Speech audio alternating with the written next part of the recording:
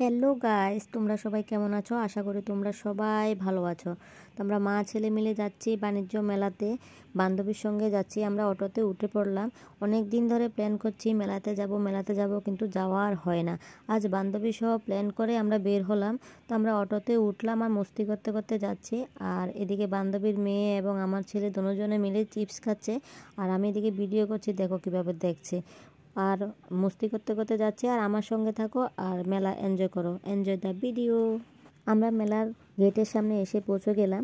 তারপরে এদিকে দেখো তারা দুই বোনে মিলে পিকচার উঠাচ্ছে, আর এদিকে এক বান্ধবী এসে বান্ধবী বলছে পিকচার উঠাবে, আর আমার ছেলে বলছে মাম্মা আমি মোদিজির সঙ্গে দাঁড়াবো, এবার মোবাইলটার মাঝে দাঁড়াবো, আমারও পিকচার উঠাও, একটু ভিডিও বানিয়ে নাও।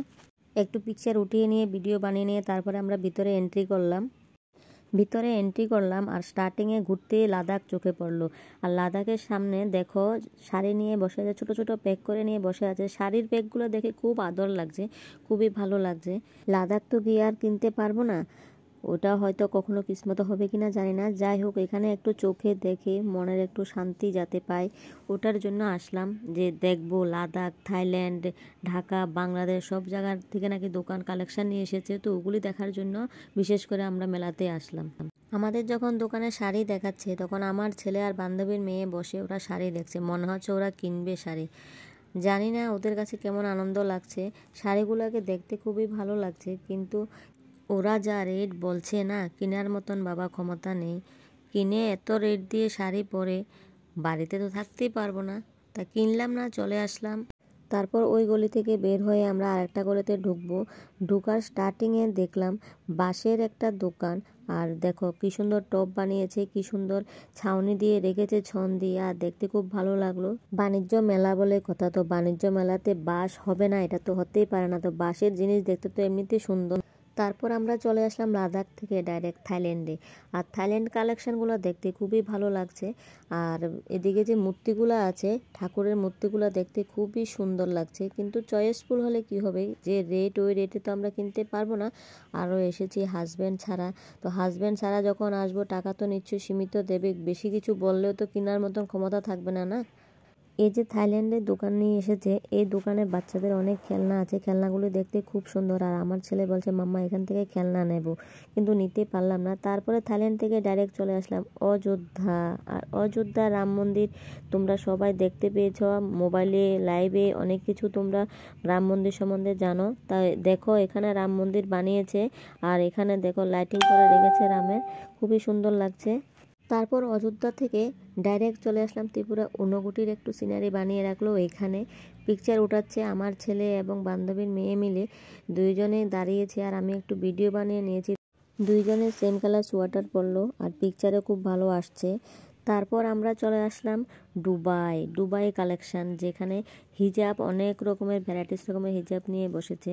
আর বান্ধবী বলছে একটা হিজাব নেবে, তো দোকানদার বলছে ঠিক আছে আমি একটা পরিয়ে দেখাচ্ছি, দেখতে কেমন লাগছে দেখো। তারপরে আমার উপরে ট্রাই করলো, আর সবাই তো ফিদা হয়ে গেছে নেওয়ার জন্য।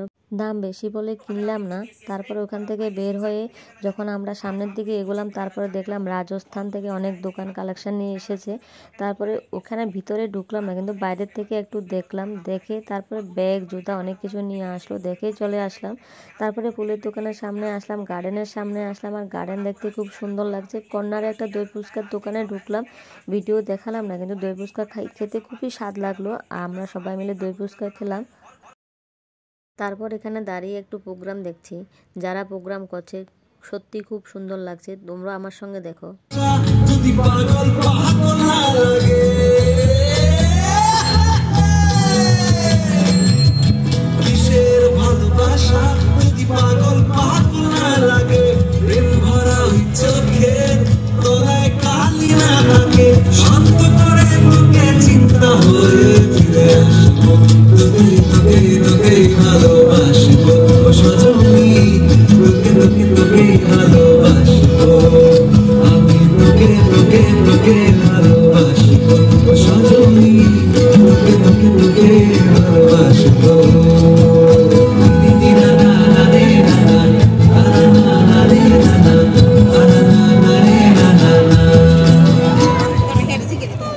সত্যি খুব অসাধারণ ডান্স করলো ওরা।